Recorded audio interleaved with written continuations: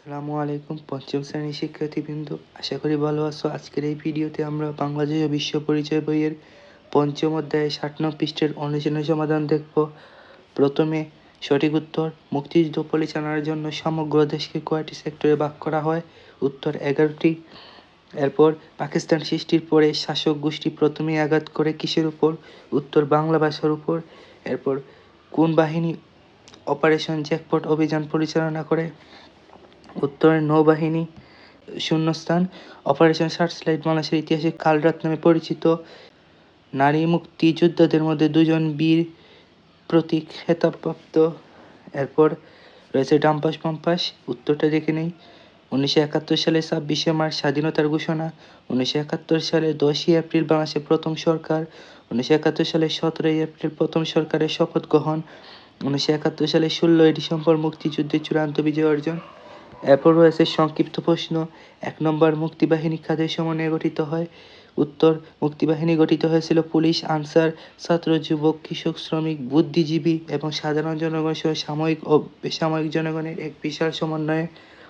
এরপর 2 নম্বর প্রশ্ন, মুক্তিযুদ্ধের বীরত্বসূচক রাষ্ট্রীয় খেতাবগুলোর নাম লেখো।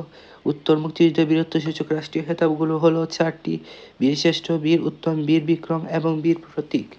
এরপর রয়েছে বর্ণনামূলক প্রশ্ন। মুক্তিযুদ্ধে সাধারণ মানুষের অবদান বর্ণনা করো। এই উত্তর হচ্ছে 1971 সালে মুক্তিযুদ্ধে সাধারণ মানুষের অবদান ছিল অত্যন্ত গুরুত্বপূর্ণ। কৃষক, শ্রমিক, ছাত্র, শিক্ষক, নারী, পুরুষ সবাই নিজ নিজ অবস্থান থেকে যুদ্ধে সহায়তা করেছেন। অনেক সাধারণ মানুষ অস্ত্র হাতে নিয়ে মুক্তিযোদ্ধা হিসেবে সরাসরি যুদ্ধে অংশ নেন। কেউ কেউ মুক্তিযোদ্ধাদের আশ্রয় দেন, খাবার ও ওষুধ যোগান, গোপন খবর পৌঁছে দেন।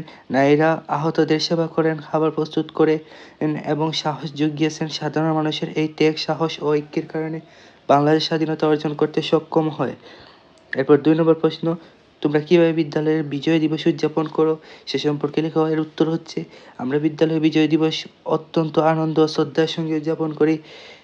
এদিন সকালে জাতীয় পতাকা উত্তোলনের মাধ্যমে অনুষ্ঠান সূচনা শুরু হয়। এরপর জাতীয় সঙ্গীত পরিবেশন করা হয়। শিক্ষক ও শিক্ষার্থীরা মুক্তিযুদ্ধের ইতিহাস নিয়ে আলোচনা করেন। সাংস্কৃতিক অনুষ্ঠানে দেশাত্মবোধক গান, কবিতা আবৃত্তি ও নাটক পরিবেশিত হয়। অনেক সময় চিত্রাঙ্কন ও রচনা প্রতিযোগিতার আয়োজন করা হয়। এইসব কার্যক্রমের মাধ্যমে আমরা বিজয় দিবসের তাৎপর্য বুঝতে পারি এবং দেশপ্রেমে উদ্বুদ্ধ হই।